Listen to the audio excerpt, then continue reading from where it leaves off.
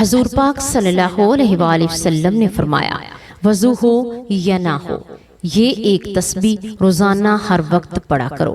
یہ تسبیح سارے گناہ مٹا دیتی ہے، ماں باپ کی بخشش کروا دیتی ہے اور ہر مصیبت کو دور کر دیتی ہے۔ بسم اللہ الرحمن الرحیم۔ السلام علیکم ورحمۃ اللہ وبرکاتہ۔ پیارے ناظرین، اللہ تعالیٰ کا شکر ہے کہ اس نے ہمیں زندگی دی، ایمان کی دولت عطا فرمائی اور قرآن و سنت کی روشنی میں اپنی بندگی کا موقع دیا۔ آج کی اس بابرکت نشست میں ہم ذکر و تسبیح کی فضیلت، قرآن و حدیث کی روشنی میں اس کا مقام، اللہ کے پسندیدہ اذکار، والدین کے لیے دعا اور مغفرت کے اسباب، گناہوں کی معافی، مصیبتوں میں نجات اور آخر میں وہ خاص تسبیح بیان کریں گے جن کے بارے میں رسول اللہ صلی اللہ علیہ وآلہ وسلم نے فرمایا اسے وضو کے ساتھ یا بغیر وضو کے ہر حال میں پڑھتے رہو، کیونکہ یہ تمام گناہوں کو مٹا دیتی ہے، ماں باپ کی مغفرت کا ذریعہ بنتی ہے اور ہر مصیبت کو دور کر دیتی ہے۔ انسان کی زندگی کا اصل مقصد اللہ کی یاد اور اس کی عبادت ہے۔ اللہ نے قرآن پاک میں فرمایا وَمَا خَلَقْتُ الْجِنَّ وَالْإِنسَ إِلَّا لِيَعْبُدُونَ، یعنی میں نے جن و انس کو صرف اپنی عبادت کے لیے پیدا کیا۔ عبادت کی سب سے عظیم شکل اللہ کا ذکر ہے۔ ذکر نہ صرف زبان سے ہوتا ہے بلکہ دل کی توجہ اور عمل کی صورت میں بھی ہوتا ہے۔ جب انسان اللہ کو یاد کرتا ہے تو اللہ بھی اسے یاد کرتا ہے۔ اللہ نے قرآن میں فرمایا فَاذْكُرُونِي أَذْكُرُكُمْ وَاشْكُرُوا لِي وَلَا تَكْفُرُونَ۔ سوچئے کتنا بڑا انعام ہے کہ ہم کمزور سے انسان اللہ کا ذکر کریں تو اللہ اپنی عظیم شان کے ساتھ ہمیں یاد کرتا ہے۔ رسول اللہ صلی اللہ علیہ وآلہ وسلم کی احادیث میں ذکر و تسبیح کی بے شمار فضیلتیں آئی ہیں۔ ایک موقع پر آپ صلی اللہ علیہ وآلہ وسلم نے فرمایا کیا میں تمہیں تمہارے اعمال میں بہترین عمل نہ بتا دوں جو تمہارے رب کے نزدیک سب سے زیادہ پاکیزہ ہو، جو تمہارے درجوں کو سب سے زیادہ بلند کرے؟ تمہارے لیے سونا اور چاندی خرچ کرنے سے بہتر ہے اور دشمن سے جہاد کرنے سے بھی زیادہ افضل ہے۔ صحابہ نے عرض کیا جی ہاں یا رسول اللہ۔ اللہ صلی اللہ علیہ وآلہ وسلم نے فرمایا اللہ کا ذکر۔ یہ حدیث واضح کرتی ہے کہ ذکر اللہ کتنا عظیم عمل ہے۔ ذکر کے لیے ہمیں بڑے بڑے جملوں یا مشکل دعاؤں کی ضرورت نہیں۔ نبی کریم صلی اللہ علیہ وآلہ وسلم نے ہمیں آسان الفاظ سکھائے ہیں، جیسے سبحان اللہ، الحمدللہ، اللہ اکبر، لا الہ الا اللہ۔ یہ چند کلمات زبان پر بہت ہلکے ہیں مگر میزان میں بہت وزنی ہیں۔ رسول اللہ صلی اللہ علیہ وآلہ وسلم نے فرمایا دو کلمے ہیں جو زبان پر ہلکے ہیں، میزان میں بھاری ہیں اور رحمان کو بہت محبوب ہیں۔ سبحان اللہ و بحمدہ، سبحان اللہ العظیم۔ یہ الفاظ صرف زبان سے نہیں دل سے ادا کیے جاتے ہیں تو زندگی میں انقلاب لے آتے ہیں۔ انسان کے دل کی دنیا بدل جاتی ہے، دل کو سکون ملتا ہے۔ قرآن کہتا ہے الا بذکر اللہ وتطمئن القلوب، یعنی خبردار دلوں کا سکون تو اللہ کے ذکر میں ہے۔ آج دنیا کی دوڑ دھوپ میں، پریشانیوں میں، بیماریوں اور قرض میں گھرا ہوا انسان سکون کی تلاش میں ہے، مگر سکون دواؤں میں نہیں بلکہ دولت میں نہیں بلکہ سکون صرف اور صرف اللہ کے ذکر میں ہے۔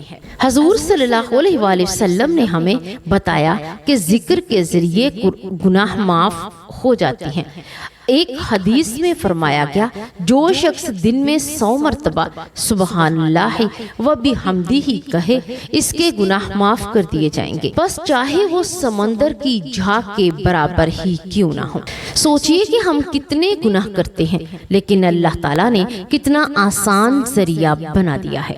صرف چند لفظ زبان سے ادا کرو اور گناہ معاف ہو جائیں گے۔ ذکر کے ساتھ ساتھ استغفار بھی بہت بڑی نجات ہے۔ استغفر اللہ کہنا صرف 2 لفظ ہیں، لیکن اس کی برکت یہ ہے کہ ہر مشکل میں کو اللہ آسان فرما دیتا ہے، روزی میں برکت دیتا ہے، غم دور کر دیتا ہے۔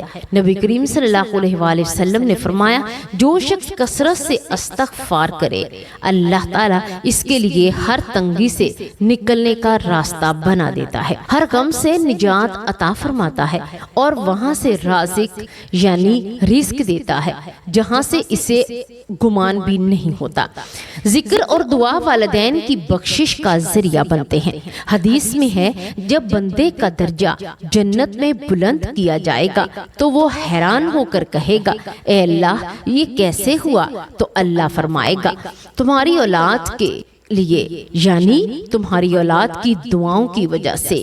اس لیے جب اولاد ذکر کرتی ہے، استغفار کرتی ہے تو دعائیں مانگتی ہے، والدین کی روح کو بھی فائدہ پہنچتا ہے۔ اس لیے کہا گیا کہ یہ تسبیح ماں باپ کی بخشش کا ذریعہ بنتی ہے۔ مصیبتیں اور مشکلات بھی زندگی سے دور رہتی ہیں۔ قرآن ہمیں حضرت یونس علیہ السلام کا واقعہ سناتا ہے کہ جب وہ مچھلی کے پیٹ میں اندھیروں کے اندر پھنس گئے تو انہوں نے دعا کی، لا الہ الا انت سبحانک انی کنت من الظالمین۔ اللہ نے ان کی دعا کو قبول فرمایا اور انہیں نجات دی۔ رسول اللہ صلی اللہ علیہ وآلہ وسلم نے فرمایا، جو مسلمان اس دعا کو پڑھتا ہے اللہ تعالیٰ اس کی مشکل آسان کر دیتا ہے۔ یہ ذکر اور دعا کی طاقت ہے کہ وہ ناممکن کو ممکن بنا دیتی ہے۔ اللہ کے ذکر میں اتنی برکت ہے کہ فرشتے بھی ایسے گھروں اور مجالس میں جمع ہوتے ہیں جہاں اللہ کا ذکر ہوتا ہے۔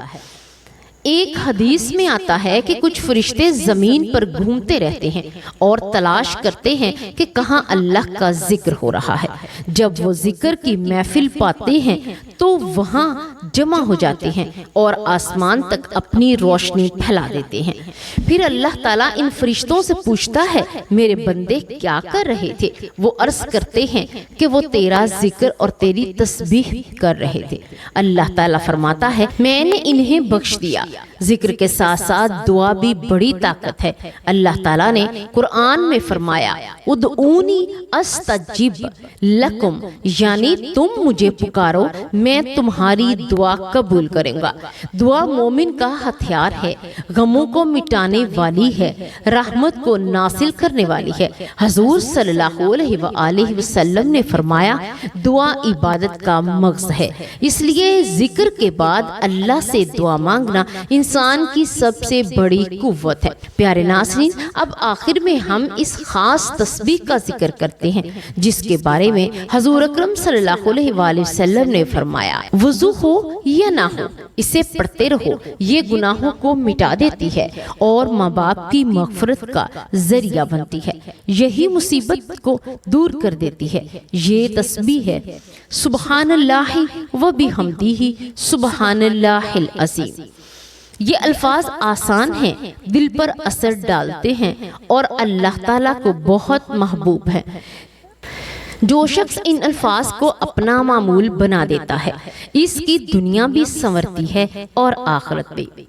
حضور پاک صلی اللہ علیہ وآلہ وسلم نے فرمایا، وضو ہو یا نہ ہو ایک تسبیح روزانہ ہر وقت پڑھا کرو، یہ تسبیح سارے گناہ مٹا دیتی ہے، ماں باپ کی بخشش کروا دیتی ہے اور ہر مصیبت کو دور کر دیتی ہے۔ آئیے آخر میں ایک مختصر اور آسان دعا پڑھ لیتے ہیں جو نبی کریم صلی اللہ علیہ وآلہ وسلم نے سکھائی ہے۔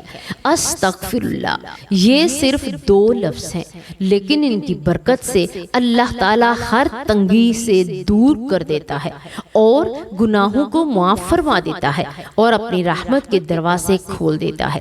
اللہ ہمیں کثرت سے ذکر کرنے کی اور تسبیح کو معمول بنانے کی توفیق دے، اپنے والدین کے لیے دعائیں کرنے اور اپنے گناہوں کی معافی مانگنے کی توفیق عطا فرمائے۔ اللہ تبارک و تعالی ہمیں دین کی بات کو سننے، سمجھنے اور اس پر عمل کرنے کی توفیق دے۔ اللہ تبارک و تعالی ہمیں پنجگانہ نمازی بنائے اور ہمیں خشوع و خضوع کے ساتھ نماز ادا کرنے کی توفیق دے۔ اللہ تبارک و تعالی ہم تمام کا حامی و ناصر ہو، آمین یا رب العالمین۔